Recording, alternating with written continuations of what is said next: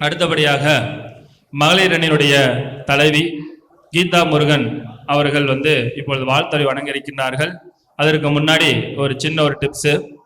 யாருக்கெல்லாம் ராசிக்கல் மோதிரம் போட்டால் நல்ல யோகத்தை கொடுக்கும், யாரெல்லாம் போடக்கூடாது அப்படின்ற ஒரு விஷயத்த சொல்லிடுறேன். ஃபர்ஸ்ட் இதுல யார் ராசிக்கல் மோதிரம் போட்டா வேலை செய்யாது அப்படின்றது ரொம்ப முக்கியம். உங்களுடைய ஜாதக கட்டத்துல சனி கேது, குரு கேது, சந்திரன் கேது, குரு கேது, இந்த சேர்க்கை இருக்கக்கூடிய நபர்கள் பார்வையெல்லாம் கிடையாது, இந்த சேர்க்கை இருக்கிறவங்களுக்கு ராசிக்கல் மோதிரம் போட்டீங்கன்னா கண்டிப்பா வேலை செய்யாது. இது நீங்களோட அனுபவத்தில் நீங்க எடுத்து பாருங்க. அதனால இந்த சனி கேது, குரு கேது, சந்திரன் கேது, சூரியன் கேது, இந்த கேதுவோட இந்த 4 கிரகங்கள் இணைக்கக்கூடிய ஒரு விஷயத்தில் இருக்கிறவங்களுக்கு ராசிக்கல் மோதிரம் சிறப்பாக செயல்படாது அப்படின்றத நேரத்தில் தெரிவித்துக் கொண்டு இப்பொழுது நம்முடைய கீதா முருகன் அவர்கள் வாழ்த்துறை வணங்க வருமாறு அன்புடன் கேட்டுக்கொள்கின்றோம். கொஞ்சம் எல்லாரும் கை தட்டி உற்சாகப்படுத்தினா அவர்களுக்கும் ரொம்ப சந்தோஷமா இருக்கும். கஜானானம் பூத கணாதி சேவிதம் கபித்த ஜம்பு பலசார பசிதம் உமாசுதம் சோக விநாச காரணம் நமாமி விக்னேஸ்வர பாதபங்கஜம். நான் வணங்கும் விநாயகரை வணங்கி இடைக்காடர் சித்தரை வணங்கி கணக்குப்பட்டி சித்தரை வணங்கி இந்த சொற்பொழிவு ஆரம்பிக்கிறேன். தேசிய ஜோதிடம் மற்றும் ஆன்மீக கூட்டமைப்பு சார்பாக கீதா முருகன் 21-00-33-013 அப்படிங்கிற நம்பரில் நாங்கள் பதிவு பண்ணியிருக்கோம் எங்களுடைய கூட்டமைப்பை. இதில் தேசிய தலைவராக நான் இருக்கேன். தேசிய துணைத் தலைவர் சரோஜினி மேடம் அவர்கள், தேசிய செயலாளர் கனிமொழி மேடம், தேசிய பொருளாளர் திருவருள் மீனாட்சி மேடம் அவர்கள் உங்களோட இணைந்து எங்களுடைய கூட்டமைப்பை மிக சிறப்பாக செயல்படுத்தி வந்துட்டு இருக்கோம் அப்படிங்கிறத நான் பெருமையோட சொல்லிக்கொள்கிறேன். இந்த பிரபஞ்ச அறக்கட்டளை சார்பில் தனித்துவமான முறையில் பிரகாஷ் தம்பி செந்தூரன் அறக்கட்டளையை முன்னிறுத்தி அதன் துவக்க விழாவினை சிறப்புற நடத்தி வருவது மிக மிக சிறப்பு. இதற்கு பக்கபலமாக அவரது துணைவியாரும் இருந்து வருவது அவர்களுக்கு வாழ்த்துக்களை தெரிவிச்சுக்கிறேன்.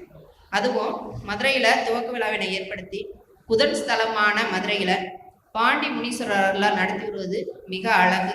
பிரகாஷ் தம்பி அறக்கட்டளை மென்மேலும் வளர்ந்து பலவிதமான நன்மைகள் நிறைய விஷயங்கள் அவங்க அறக்கட்டளை மூலமா செய்யணும் அப்படின்னு சொல்லி எங்கள் தேசிய ஜோதிட மற்றும் ஆன்மீக கூட்டமைப்பு சார்பாக வாழ்த்துக்களை தெரிவித்துக் கொள்கிறேன்.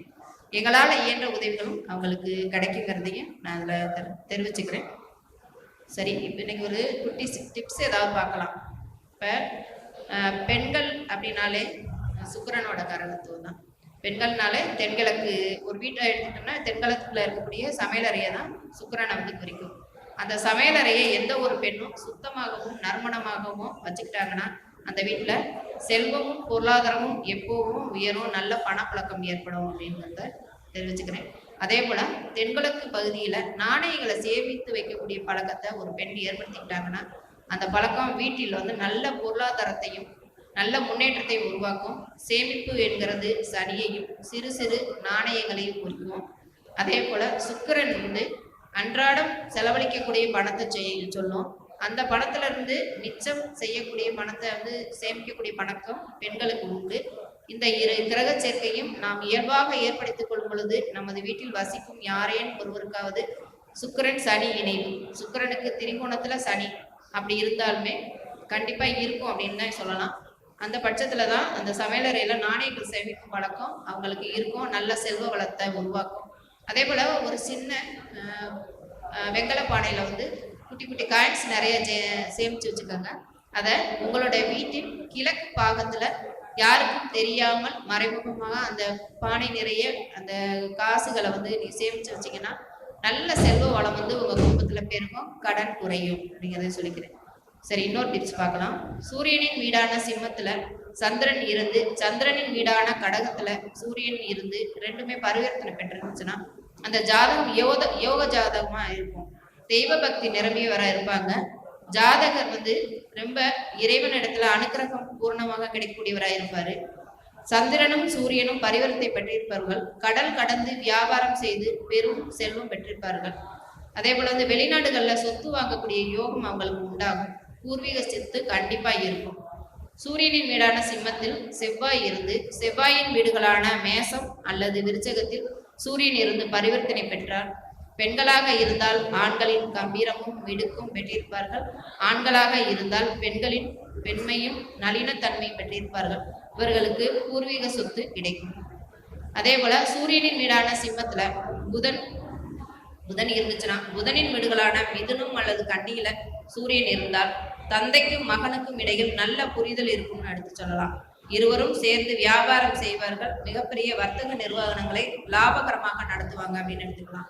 அதே போல சூரியனின் வீடான சிம்மத்துல குரு இருந்து குருவின் வீடுகளான தனுசு அல்லது மீனத்தில் சூரியன் இருந்தால் சொந்தமா நிதி நிறுவனங்கள் நடத்தி வருவாங்கன்னு சொல்லலாம். வங்கிகளில் உயர் பொறுப்புகளை வகிப்பவர்களாக இருப்பாங்க. இவங்களுக்கு பண கஷ்டம் என்பதே பெரும்பாலும் இருப்பதில்லை. வசதி வாய்ப்புகள் பெருகும். சூரியனின் வீடான சிம்மத்தில் சுக்கிரன் இருந்து சுக்கிரனின் வீடுகளான ரிஷபம் அல்லது துலாமில் சூரியன் இருந்துச்சுன்னா ஜாதகருக்கு பெண் குழந்தைகளே அதிகமாக பிறக்கும். பெண்களால் நன்மைகள் ஏற்படும். வாழ்க்கை துணையால் இவர்கள் வசதி வாய்ப்புகள் பெருகும்.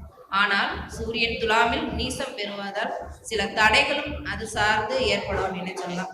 அதே போல சூரியனின் வீடாத சிம்மத்துல சனி இருந்து சனியின் வீடுகளான மகரம் அல்லது கும்பத்தில் சூரியன் இருந்தால் தந்தை மகன் இருவருக்கும் இடையில் எப்போதும் பிரச்சனைகள் இருந்து கொண்டே இருக்கும். தந்தை வழி சொத்துக்களை பெறுறதுலையும் அவங்க சில வில்லங்களை ஏற்படுத்துவாங்க அப்படின்னு சொல்லலாம்.